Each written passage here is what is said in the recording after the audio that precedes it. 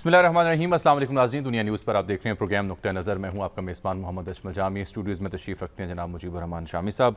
आज की सबसे अहम खबर ट्रांसपेरेंसी इंटरनेशनल की नई रिपोर्ट है। ये इदारा दुनिया भर के 180 ममालिक में करप्शन का स्कोर मापता है। ये बताता है कि किस मुल्क में करप्शन बढ़ी है और किस मुल्क में करप्शन कम हुई है। इस मामले के लिए इस इदारे की प्रेस रिलीज़ में लिखा गया है कि ये तकरीबन 13 मुख्तलिफ सोर्सेस पर अलाय करते हैं, 13 इदारों पर अलाय करते हैं। 8 मेजर फैक्टर्स हैं जिनके ऊपर ये अपनी जांच पड़ताल करते हैं और ये इनके बकौल ये बैन अवी इदारा जात उनकी तंजीमें मुख्तलिफ मालिक में होती हैं। तो नई रिपोर्ट के मुताबिक शामी साहब करप्शन इंडेक्स में मज़ीद 16 दर्जे इजाफा हुआ पाकिस्तान में, यानी करप्शन कम नहीं हुई बल्कि बढ़ी है इस इदारे की रिपोर्ट के मुताबिक। और एक साल के अंदर पाकिस्तान के करप्शन इंडेक्स में 124 नंबर से पाकिस्तान 140वें नंबर पर जा पहुंचा है। अगर आप ईमानदार मुल्कों की फहरिस्त बनाएं जी तो पाकिस्तान का नंबर उसमें 140वां होगा। और ये जो पिछले 2-3 बरस पहले ये 124वां था जी, पहले 120 जब इमरान खान साहब को गवर्नमेंट मिली, फिर 124 और गुजरे बरस मजीद गिरकर 140वें नंबर पर चला गया 2021 में। यानी 120 से काम शुरू हुआ था और 140 पर चला गया। यहाँ आपके खदमत ये अर्ज़ कर दें कि यहाँ पर एवरेज स्कोर तमाम ममालिक का 43 निकला है और ये बताया गया है कि 100 में जितने ज़्यादा आपके नंबर होंगे उतने आप ईमानदार हैं और जितने कम नंबर होंगे उतने आप करप्ट शुमार होंगे। यही वजह है कि अगर आप देखें तो डेनमार्क और फिनलैंड, न्यूजीलैंड, नॉर्वे, सिंगापुर ये बिलतरतीब 88-85 नंबर लेकर 100 में से तो ईमानदार तरीन ममालिक में शुमार होते हैं। अगर हम करप्ट तरीन ममालिक का जिक्र करें तो उसमें से साउथ सूडान, शाम, सोमालिया, वेनेजुएला ये बिलतरतीब 11, 13 और 14। इंडिया का नंबर इस फहरिस्त में 85वें नंबर पर है, 85, यानी हमसे तो काफ़ी हमसे बेहतर है। और अगर हम बांग्लादेश, इंडिया के चूंकि 100 में से 40 नंबर आए हैं और हमारे 100 में से बने हैं 28 नंबर, और बांग्लादेश के हैं 100 में से 26 नंबर और ये 147वें नंबर पर होगा इस रिपोर्ट के मुताबिक। यानी हमसे कुछ आगे ही है, हमसे कुछ बुरा ही है, नहीं ये आगे है बुरा करप्शन के मामले में। बुरा कैसे कहेंगे आप? करप्शन के मामले में नहीं आप हमसे आगे है बस। और ये CPI जो है करप्शन परसेप्शन इंडेक्स, ये 13 मुख्तलिफ काबिल भरोसा डेटा सोर्स से तश्कील पाता है जो इस रिपोर्ट में लिखा गया है। एक तो सर हो गया ये मामला, इसमें ये तो हुकूमत ये कह रही है जो कुछ भी कह रही है, लेकिन असल बात यह है कि हुकूमत आज सुबह से जो डंका बजना शुरू हुआ है हुकूमत का कि ट्रांसपेरेंसी इंटरनेशनल की रिपोर्ट आ गई है जी। जो मीडिया चैनल खोलें, सोशल मीडिया उठाएं, एक हंगामा बरपा है। जो इमरान खान साहब जो हैं वो ट्रांसपेरेंसी इंटरनेशनल की रिपोर्टों को बड़ी अहमियत देते थे जब वो अपोजिशन में थे। अच्छा चलें, अब आपने जिक्र खैर कर दिया जनाब वज़ीर-ए-आज़म का, तो यहीं से फिर शुरू कर लेते हैं। देखिए, आज मुज़म्मिल असलम साहब हों या शहबाज गिल साहब हों या फवाद चौधरी साहब हों, दीगर हुकूमती अहदेदारान और तर्जुमान हों, वो तो कुछ और कह रहे हैं, लेकिन माजी में इसी इदारे की जानिब से जो रिपोर्ट जारी होती थी उस पर क्या कहा जाता था? पाकिस्तान की हुकूमत दुनिया की करप्ट तरीन हुकूमतों में ट्रांसपेरेंसी इंटरनेशनल के मुताबिक समझी जाती है। लोग क्या, मैं कनाडा के टीवी के ऊपर गया, कनाडा में वहाँ अपील की, उन्होंने मुझे साफ साफ पूछा कि जी आप ये पैसा जाएगा नहीं लोगों के पास, ये तो करप्शन में पैसा चला जाएगा। साफ उन्होंने मेरे से पूछा। जब आपकी गवर्नमेंट के अंदर बड़े बड़े मुजरिम बैठे हों, चोरी के सारे रिकॉर्ड तोड़ दिए जाएं, ट्रांसपेरेंसी इंटरनेशनल कहे कि पाकिस्तान ने माशाल्लाह एक ही जगह तरक्की की और वो करप्शन में तरक्की की है, तो फिर अवाम की खिदमत, अवाम जब करप्शन होती है तो अवाम करप्शन की कीमत महंगाई के जरिए देती है। एक इंटरनेशनल इदारा है जो दुनिया में हर मुल्क में देखता है कितनी करप्शन है, उसका नाम है ट्रांसपेरेंसी इंटरनेशनल। उसके मुताबिक पिछले 4 साल में पाकिस्तान में जो करप्शन और टैक्स की चोरी हुई वो है 8,500 अरब रुपया। ये आपका पैसा चोरी हो रहा है, इसकी कीमत आप अदा करते हैं महंगाई के। और जब पिछले ही बरस ये रिपोर्ट आई तो जनाब शहबाज गिल साहब क्या उस पर तावील पेश कर रहे थे, वो देख लीजिए। जी बिस्मिल्लाहिर्रहमानिर्रहीम। आज सुबह से ट्रांसपेरेंसी इंटरनेशनल की रिपोर्ट का बड़ा जोरो शोर है। पटवारी हजरात खुशियां मना रहे हैं, फिर वही अंजाम होना है, क्योंकि बदकिस्मती से रिपोर्ट इंग्लिश में है, अभी पढ़ी नहीं है। जब उर्दू में तर्जुमा होगा तो पता चलेगा ये ते फिर फड़े गए हैं, ये हमारे ही लीडरों की करप्शन का नतीजा है। तो तुसी फिर फड़े गए हो, क्योंकि ट्रांसपेरेंसी इंटरनेशनल ने फिर आप ही के लीडरान की जो कच्चा चिट्ठा है वो इसमें खोल के रख दिया है। आपके सामने ये 2017 में ये डाटा पब्लिश हुआ, जिसका मतलब ये कि कलेक्ट 2016, 15, 14 या 2017 के शुरू में या पहले हुआ, ये 2017 से पहला हुआ। कमबख्तो तुहाडे लीडरां दी करप्शन दे बारे विच गल हो रही है। चलें गिल साहब पिछले बरस तो 2017 तक गए, इसका मतलब है कि आज की रिपोर्ट में हम 2018, 19 और 20 तक जा सकते हैं। नहीं, बात यह है कि तहरीक इंसाफ जो है ना, हाँ, उसकी बुनियाद रखी गई थी इंसाफ और एहतसाब के लिए। जो नारा था इमरान खान साहब का, एहतसाब, और बरसरे इक़्तिदार आने के बाद भी जो जोर उनका रहा वो एहतसाब पर। बिल्कुल ठीक। जो अपने मुखालिफ हैं उनकी मुश्किल कस दी जाए। एहतसाब, लूटी हुई दौलत वापस लाएंगे, बख्शेंगे नहीं, छोड़ेंगे नहीं। तो अब जो रिपोर्टें आ रही हैं वो लग रही कि मामला तो पहले से चौड़ हो गया। और अगर बहुत अच्छा एहतसाब हुआ होता तो शहजाद अकबर साहब की मुस्ताफ़ी होते। शहजाद अकबर साहब भी मुस्ताफ़ी हो गए, बेचारे। अच्छे मुझे लगते थे, एक पहलवान नुमा शख्स थे, बैठते थे, एहतसाब की बातें करते। पप्पू तो नहीं थे ना, वो तो टप्पू थे। अच्छा। तो अब वो मुझे आतिश लखनवी का शेर याद आ रहा। वो पहले बिस्मिल्लाह पेश कीजिए। शेख आए जो महशर में, शेख आए जो महशर में, तो आ माल नदारत। हाँ, वाह वाह। और जिस माल के ताजिर थे वही माल नदारत। वही माल नदारत, ठीक है। जो बेचते थे आप वही, जो चीज आप बेच रहे थे उन्होंने कहा वही चीज आप फारिग। अच्छा, इसमें सर दो और बातें अब सुनिए, ये शेर तो खैर, ये शेर जो है कमाल का शेर है। मौलाना ज़फ़र अहमद अंसारी मरहूम इसको पढ़ा करते थे, मगर एक इसकी गजल के दो शेर और भी बिस्मिल्लाह, पहले ये सुनते हैं। रोमाल जो मलते थे तो थी राल नदारत। रोमाल जो मलते थे तो थी राल नदारत। ठीक। अब ये पढ़ ले, सही। रोमाल जो मिलते थे तो थी राल नदारत। हाँ, यूं बेहतर होगा। अब राल टपकती है तो रोमाल नदारत। बहुत आला सर। अच्छा, और तहकीक किया उनका जो शजरा, ठीक, तो ये पाया। तहकीक किया उनका जो शजरा, तो ये पाया। यूं ही सी ननिहाल है दो दयाल नदारत। बहुत उम्दा है। क्या अच्छा, तरकीब बहुत अच्छी है। रदीफ काफिया देखिए कैसे, यूं ही से ननिहाल है दो दयाल नदारत। वाह वाह। अब देखिए, हमारे कई सियासी परिंदे ऐसे हैं, और तादाद में औरतें मर्दों से ज्यादा कव्वालियां मौजूद हैं। कव्वाल नदारत। बहुत आला। तो बहरहाल शेख जो आए जो महशर में, हाँ, तो आमाल नदारत। अब जो करप्शन के खात्मे का सारा हंगामा था, हाँ, मालूम है वो बढ़ गई है, वो हंगामा नदारत। तो आमाल नदारत। अब सर अर्ज़ ये है आपसे, अहमद बिलाल महबूब साहब को खुश आमदीद कहते हैं, पिलडैट के सरबराह हैं। ऐसे सर्वेज और ऐसी रिपोर्ट्स को ख़ास तरीके से वो पढ़ने के काबिल हैं। उनसे हमने रब्ता किया। वजह ये थी कि हुकूमत का मौक़िफ़ माने वो कुछ और कहते हैं, अपोजिशन से सुने कुछ और कहते हैं। तो सोचा गैर जानिबदार तर्जिया निगार से बात करते हैं। लेकिन सर उससे पहले फवाद चौधरी साहब ने आज काबीना के इजलास के बाद आके ये दलील दी, दो चीज़ों ने इतराफ़ भी की। देखिए उस पर क्या कहते हैं।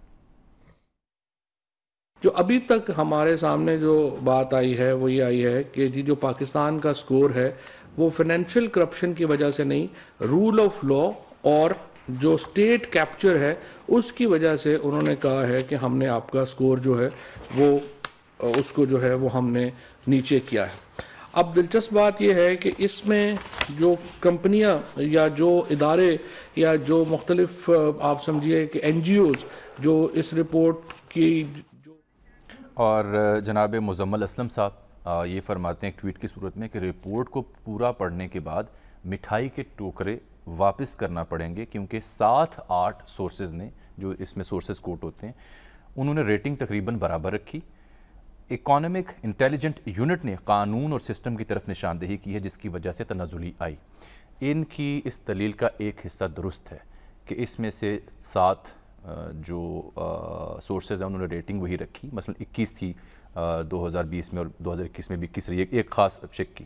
لیکن جب یہ بات کرتے ہیں اکنامک انٹیلیجنس یونٹ کی اور لکھتے ہیں کہ قانون اور سسٹم کی طرف سے نشاندہی کی گئی ہے، یہاں یہ غلط فہمی کا شکار ہوئے ہیں. غالباً انہیں بھی رپورٹ دوبارہ پڑھنا پڑے گی، کیونکہ یہ جو economist intelligence unit country risk service ہے 2021 کا، اس میں جتنی بھی چیزیں لکھی گئی ہیں ان کا مفہوم یہی ہے کہ are there clear procedures and accountability governing the allocation and use of public funds. Public funds کا ذکر ہے یہاں پر، منسٹرز، پبلک آفیشلز اور پرائیویٹ پارٹی پولیٹیکل پرپس کا ذکر ہے.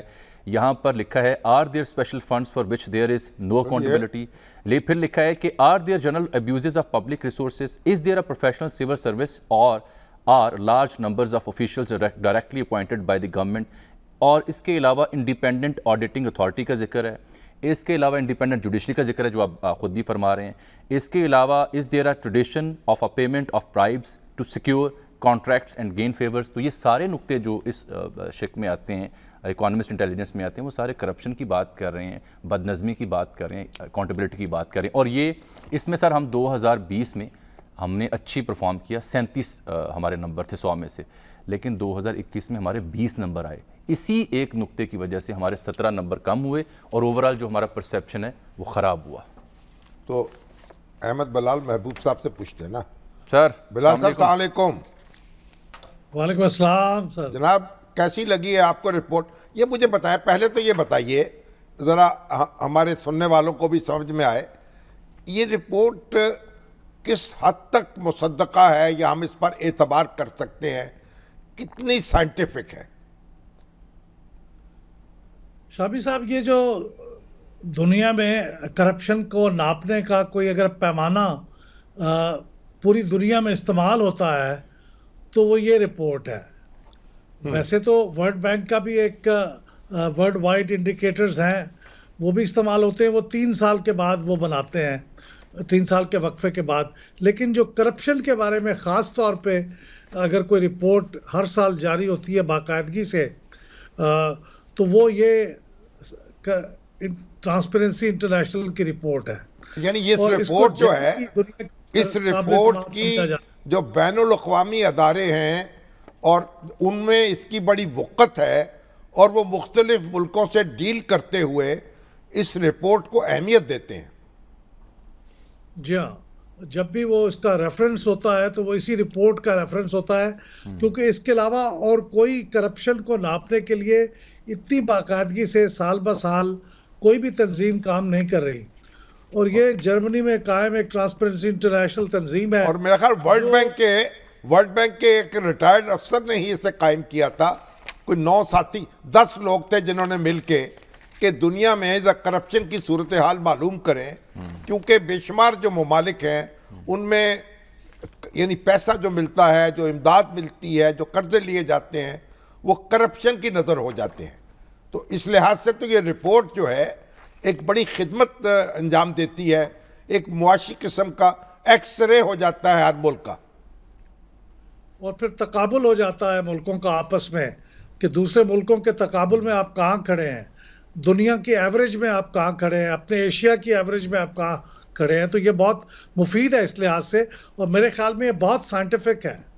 یعنی اس کے اوپر غلطیاں تو نکالی جا سکتی ہیں، آپ پوائنٹ آؤٹ بھی کر سکتے ہیں، لیکن جنرلی چونکہ اتنے سالوں سے کام ہو رہا ہے، میں تو 96 سے اس کا میں نے رپورٹیں دیکھی ہیں، تو اتنے طویل عرصے سے کام ہو رہا ہے، تو میرے خیال میں یہ کافی حد تک اس کی کریڈیبلٹی جو ہے اب یہ کویسچنیبل نہیں ہے. یعنی مختلف ادارے جو ہیں جو ڈیل کر رہے ہوتے ہیں مختلف ممالک کے ساتھ، یہ ان کے مرتب کردہ اعداد و شمار ہیں یا جن کی بنیاد پر یہ رپورٹ مرتب کی جاتی ہے؟ جی، یہ 30 کے قریب کوئی سورسز ہیں جن سے یہ ڈیٹا لیتے ہیں. پاکستان کے کانٹیکس میں پورے 30 استعمال نہیں ہوتے، کچھ کم ہوتے ہیں، لیکن جنرلی یہ 30 ادارے ہیں جن کی فہرست دی ہوئی ہے، جن سے یہ ڈیٹا لیتے ہیں اور اس کو پھر یہ ایک کامن پلیٹ فارم پہ کنورٹ کر کے پھر یہ 100 میں سے سکور نکالتے ہیں.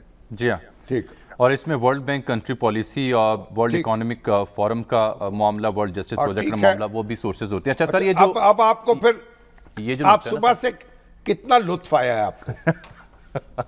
آپ خوش ہوئے ہیں یا افسردہ ہوئے؟ افسردہ ہی سارے ہوئے ہوں گے. نہیں، انتہائی افسردہ ہوا ہوں. یعنی ایک پاکستانی کے طور پر تو بڑے افسردہ ہوئے ہیں ہم.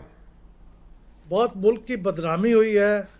ہمارے جو عوام ہیں وہ بیچارے بہت بدنام ہوئے ہیں دنیا میں. شہرت خراب ہوئی. ظاہر ہے حکومت بھی اس پہ بہت بدنام ہوئی ہے، لیکن حکومت تو ایک سیکنڈری چیز ہے. ملک بدنام ہوا ہے، اور ملک کا جو ذکر یہ آیا ہے کہ دنیا کے کرپٹ ترین ملکوں میں اب اس کا شمار ہوتا ہے. پہلے بھی ہوتا تھا، لیکن اب پہلے سے کہیں زیادہ بڑھ کے ہوتا ہے. لیکن پہلے آہستہ آہستہ بہتر ہو رہا تھا. جی، اگر آپ دیکھیں 2010 سے 2018 تک کا جائزہ لیں تو آہستہ آہستہ یہ بہتر ہو رہا تھا. کوئی بھی ایک سال نہیں تھا جس میں پہلے سے سکور کم ہوا ہو. 2018 کے بعد یہ ڈکلائن شروع ہوا ہے، اور پچھلے 4 سال میں کوئی سال ایسا نہیں ہے جس میں پچھلا سال سے یہ بہتر ہوا ہو. اس کا مطلب ہے کرپشن 2018 تک تو بہتر ہو رہی تھی، کم ہو رہی تھی، اور 2018 کے بعد یہ مسلسل زیادہ ہو رہی ہے. اپوزیشن تو بہت خوش ہے اس پہ. اپوزیشن تو بغلیں بجا رہی ہے، بہت خوش ہے، ادارے مسرت کر رہی ہے. جی ہاں، یہ بات ان کو کسی حد تک جسٹیفائیڈ بھی ہے، اس لیے کہ جب یہ پچھلے سالوں میں پچھلے 2010 سے 18 کو دیکھتے ہیں تو یہ بڑا واضح نظر آتا ہے کہ ان کے زمانے میں کرپشن بہتر ہو رہی تھی، یعنی امپروو ہو رہی تھی، کرپشن کم ہو رہی تھی. اور 2018 کے بعد مسلسل ڈکلائن ہو رہا ہے. تو ظاہر ہے کہ اپوزیشن کے پاس. اچھا احمد صاحب، یہ فرمائیے گا، یہ جو حکومت کی تعویل ہے، آرگومنٹ ہے کہ جی یہ 8 جو انڈیکس ان پہ پاکستان کو پرکھا گیا جو سورسز، ان میں سے 1 یا 2 میں ہماری تنزلی ہوئی، باقی 6 میں تنزلی نہیں ہوئی، اور یہ فائنینشیل کرپشن کا کہیں ذکر نہیں ہے، رول آف لا کا ذکر کیا گیا ہے. حالانکہ جو اکانومسٹ انٹیلیجنس یونٹ کا حصہ ہے، نمبر 2 والا جو سورس ہے، اس کو پڑھا جائے کہ انہوں نے کن بنیادوں پر جانچا ہے، تو وہاں پہ کیا یہ کرپشن یا اکاؤنٹیبلٹی کا ذکر نہیں ہے؟ یہ گورنمنٹ کی یہ دلیل درست ہے آپ کو لگتی؟ دیکھیے، میں نے جہاں تک اس رپورٹ کو دیکھا ہے اور اس کے میتھڈالوجی کو دیکھا ہے، اس کے اندر فائنینشیل کرپشن بھی شامل ہے. یہ ہو سکتا ہے کہ رول آف لا کا اس کے اوپر اس سال میں انفلوئنس زیادہ ہو، لیکن رول آف لا کا کمزور ہونا بھی تو حکومت ہی کے خلاف ایک چارج شیٹ بنتی ہے نا. رول آف لا میں سب کچھ آ جاتا ہے کہ اگر آپ رولز اینڈ ریگولیشنز پہ پیپرا رولز پہ عمل نہیں کرتے تو وہ بھی کرپشن کو فروغ دیتا ہے. تو یہ ڈیفنس جو ہے یہ تو بذات خود آپ کے خلاف ایک چارج شیٹ ہے کہ رول آف لا کمزور ہوا ہے، اور رول آف لا سے ریلیٹڈ ہے یہ فائنینشیل کرپشن. تو میں نہیں سمجھتا کہ یہ کہنا درست ہے کہ یہ کہہ دینا کہ جی چونکہ کیسز پینڈنگ ہیں، ان کا منطقی انجام نہیں ہوتا، اربوں کروڑوں روپے لوٹے گئے، وہ واپس نہیں آتے، اس وجہ سے انڈیکس اوپر گیا، یہ بھی درست تعویل ہے؟ یہ درست تعویل اس لیے نہیں ہے کہ اگر وہ کیسز پینڈنگ ہیں تو وہ بھی ایک حد تک انڈائریکٹلی آپ ہی کے اوپر الزام آتا ہے کہ آپ جو ادارے ہیں وہ پروسیکیوٹ نہیں کر رہے، وہ اس کو ٹھیک سے آگے پروسیس نہیں کر رہے. اور یہ عدالتیں بار بار یہ کہہ چکی ہیں کہ اس کے بارے میں حکومت بار بار اس کے اوپر ایڈجسٹمنٹس لیتی ہے، اور نیب اس کے اوپر چالان پیش نہیں کرتی. اس کی بہتری کا انتظام کرنے کی ذمہ داری بھی تو حکومت پہ ہے، لیکن یہ بنیادی طور پہ تو پوری ملک کے اوپر ایک چارج شیٹ ہے، اور حکومت اس کا انتظام چونکہ وہ کرتی ہے، لہٰذا یقیناً اس کے اوپر بھی چارج شیٹ. تو اب آپ مشورہ کیا دیں گے؟ ہمیں کرنا کیا چاہیے؟ دیکھیے شامی صاحب، اس کے اوپر ہمارے ہاں تو ہمیشہ سے جو کرپشن کو درست کرنے کے لیے جو ادارے بنائے گئے، وہ ادارے بنیادی طور پہ تو پولیٹیکل وکٹمائزیشن کا کام کرتے رہے. یہ ہر ماضی میں یہ جو مقبول باقر صاحب نے ایک ججمنٹ دی تھی سعد رفیق صاحب کی بیل کے کیس میں، اس میں انہوں نے بڑی تفصیل کے ساتھ پاکستان کی 70 سال کی ہسٹری ہے، اس میں انہوں نے ہر ادارے کا ایک انالیسس کر کے بتایا تھا کہ پاکستان میں ہر ادارہ جو ایبڈو کا ہو، جو اس طرح کے ادارے جو ماضی میں بنتے رہے، جو قانون بنتے رہے، ان سب کی منشا ایک ہی یہی تھی کہ اپنے پولیٹیکل مخالفین کو کسی طریقے کے ساتھ وکٹمائز کر لیں، ان کو سیاسی میدان سے باہر کر دیں. تو ہم نے حالیہ دنوں کے اندر بھی یہی دیکھا ہے کہ یہ نیب کے ادارے کو بھی اسی کام کے لیے استعمال کیا گیا ہے، پولیٹیکل وکٹمائزیشن کے لیے. یہ میں نہیں کہہ رہا، یہ ہماری عدالتیں کہہ رہی ہیں.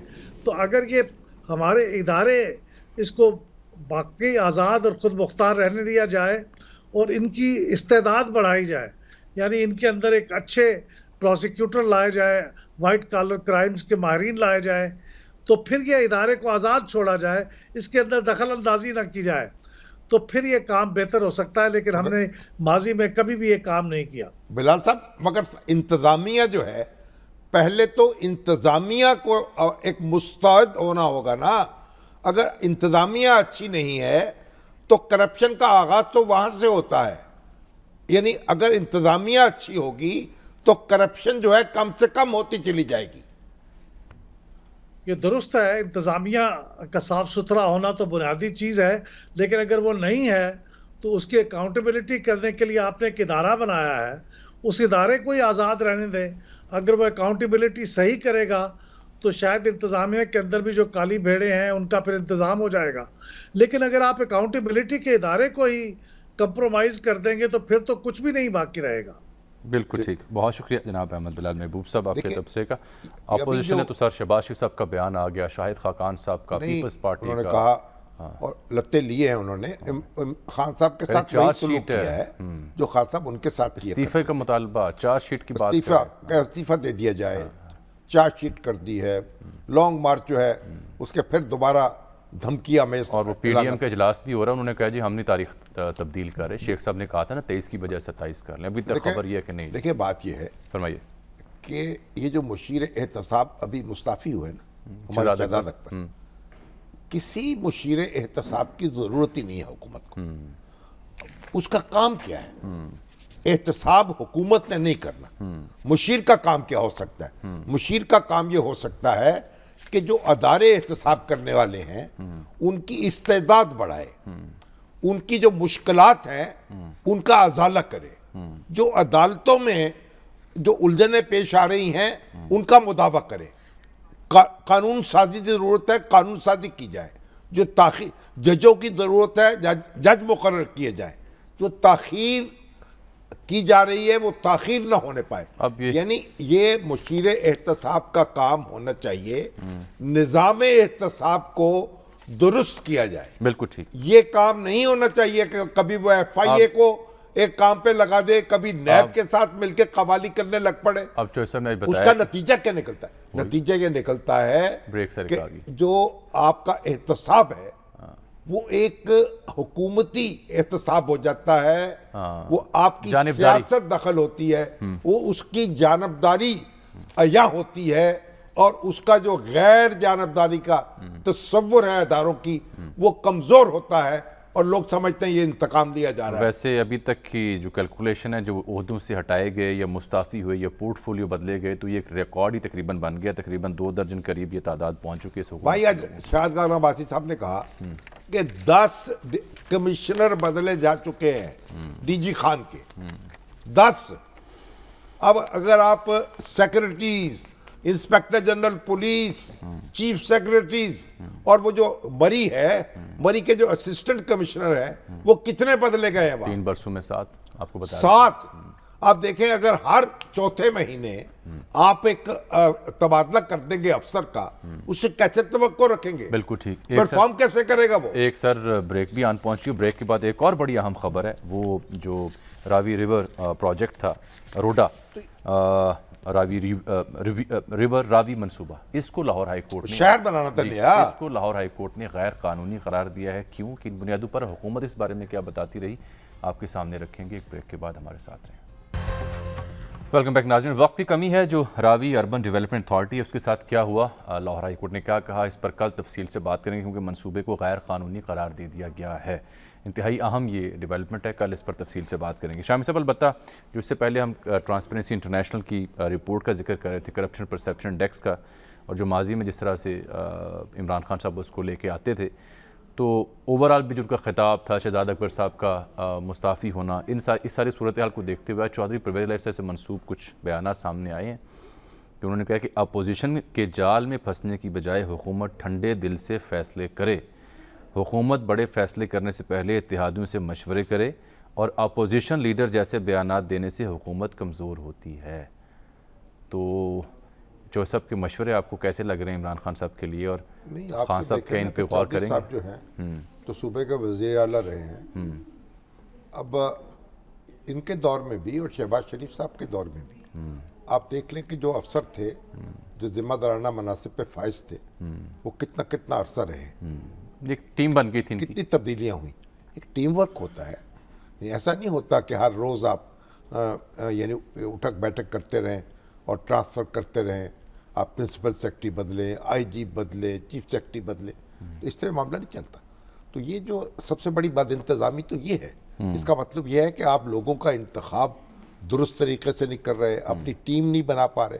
تو جب ٹیم نہیں بنائیں گے تو کرکٹ کیسے کھیلیں گے؟ صحیح. یہ تو جو حکومت چلانا ہے نا، یہ بھی کرکٹ کھیلنا ہے نا، یہ ٹیم ورک ہے. بالکل. یعنی یہ کوئی پہلوانی نہیں ہے کہ آپ رستم زمان بن جائیں گے یا رستم زمان ہیں تو اکیلے کشتی لڑ کے آپ اپنے گھر میں کپ اٹھا کے پہنچ جائیں گے. ایسا نہیں ہوتا. صحیح. تو چودھری صاحب نے جو مشورہ دیا ہے مگر سنے گا کون؟ یعنی پرائم منسٹر صاحب کو اس بات پر غور کرنا چاہیے ٹھنڈے دل سے، اور یعنی اپنی وکٹ پہ کھیلنا چاہیے. بالکل ٹھیک. اپوزیشن کی وکٹ پہ نہیں کھیلنا چاہیے. آج اپنی کرکٹ کے میدان میں نا وہ ہاکی نہ کھیلے. ٹھیک. اچھا مشورہ. اچھا سر، فواد چوہدری صاحب نے جہاں پہ کابینہ کے دیگر فیصلوں سے آگاہ کیا تھا وہاں انہوں نے یہ بتایا کہ یہ جو فیڈرل کیبنٹ نے کرمنل پالیسی جو تھی اس کی منظوری دے دی ہے، فوجداری قوانین میں تبدیلی ہے. اور انہوں نے یہ اعتراف بھی کیا کہ اس میں کوئی شبہ نہیں کہ رول آف لا پر پاکستان میں کام ہونے کی ضرورت ہے، اسی وجہ سے ہمارا پرسیپشن بھی خراب ہے. وہ یہ کہتے ہیں کہ اب ہر کرمنل کیس کا فیصلہ 9 ماہ میں کرنا لازم ہوگا اس پالیسی کے مطابق، اور اگر 9 ماہ میں جیسا فیصلہ نہ کر سکے تو وہ چیف جسٹس صاحب کو اس کی وجوہات لکھ کر بھیجیں گے، اور چالان بھی اب 40 روز میں جمع کروانا ہوگا. بی اے کم از کم تعلیم ہوگی ایس ایچ او کی. بہتر بات یہ ہے کہ آپ اس کو مشاورت کرتے، وسیع تر قانونی حلقوں سے بھی کرتے، بار ایسوسیشن سے بھی کر لیں.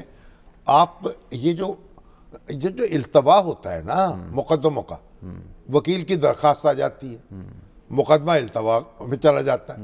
جناب میں بیمار ہو گیا ہوں، جناب میں ہائی کورٹ میں ہوں، جناب میں سپریم کورٹ میں ہوں. تو یہ کام اس طرح نہیں چلتا. آپ کو عدالتیں جو ہے نا دن رات کی عدالتیں لگانی پڑیں گی.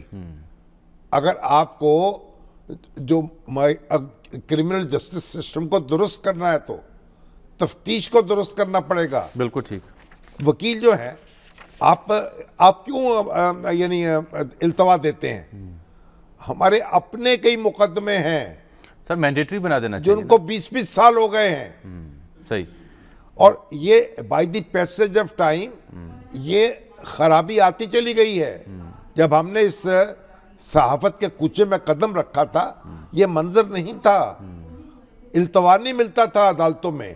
ہائی کورٹ اور سپریم کورٹ کا تو کوئی سوال ہی نہیں تھا. اچھا ٹھیک. کہ اب یہاں وکیل جو ہیں 2 ہفتے دلائل دیتے ہیں. اور بھائی امریکہ میں جو وفاقی عدالت ہے نا 15 منٹ دیے جاتے ہیں ایک وکیل کو آرگو کرنے کے لیے.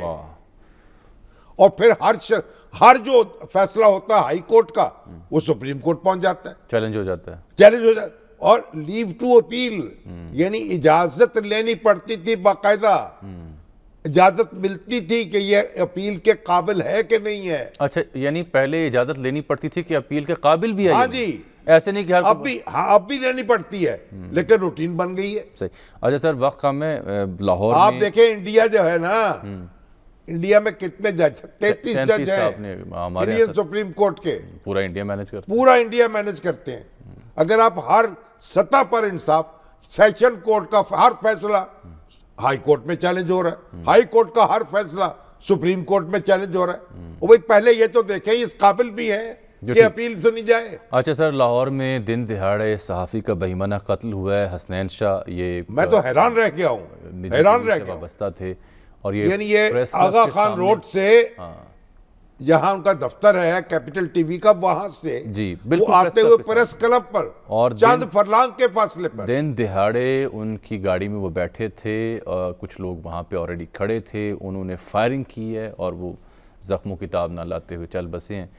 آج صحافیوں نے پریس کلب کے سامنے ان کی نماز جنازہ ادا کی ہے اور پورا پریس کلب انہوں نے سیاہ پرچموں سے لہرا دیا. لاہور پریس کلب کی نئی انتظامیہ نے اور یہ الٹیمیٹم دیا ہے کہ 24 گھنٹے کے اندر اندر ملزمان تک پہنچے. میں تو حیرت میں ہوں، لوگ اسلحہ لے کے پھرتے کیسے ہیں؟ دندناتے پھرتے ہیں. یہ دیکھیں نا گورنر ہاؤس قریب ہے, امریکن جو ایمبیسی کے اسٹاف ہے وہ ادھر قریب ہے, کوئی ناقے تو لگے نہیں ہوئے. یہ ایبرٹ روڈ یہاں قریب ہے, شملہ پہاڑی ہے, ریلوے اسٹیشن, اتنا حساس علاقہ ہے. حساس علاقہ ہے, دیدہ دلیری دیکھیں نا ملزموں کی, دیدہ دلیری. تو یہ آپ ہم کرنا کیا چاہتے ہیں؟ اس ہمیں ہر روز یعنی ہمیں اس سے فرصت ہی نہیں ہے سیاست بازی سے, قوالی کرنے میں لگے ہوئے ہیں. حسنین شاہ اور ان کے لواحقین سے بڑا اللہ تعالیٰ ان کی مغفرت کرے.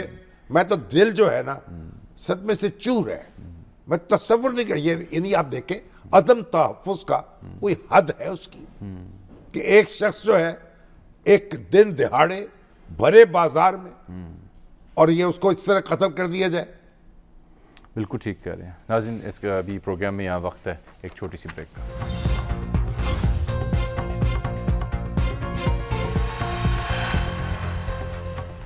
اس سے پہلے کہ آج ہم پروگرام کا اختتام کریں, ایک پیغام ہے آپ سب کے لیے. اپنے بچوں کو پولیو کے قطرے ہر حال میں پلانا ضروری اور فرض کر لیں اپنے اوپر, کیونکہ اسی سے ہم پولیو سے نجات حاصل کر سکتے ہیں. اور پولیو مہم کو کامیاب بنانے کے لیے آپ کا اپنا ارادہ اور آپ کی اپنی احساس ذمہ داری بہت ضروری ہے. ایسی افواہوں پر کان نہ دھریں جو کہ پولیو قطرے پلانے کی حوصلہ شکنی کرتی ہیں, کیونکہ اسی سے ہم اپنے مستقبل کو محفوظ بنا سکتے ہیں. اجازت دیجیے, اللہ حافظ.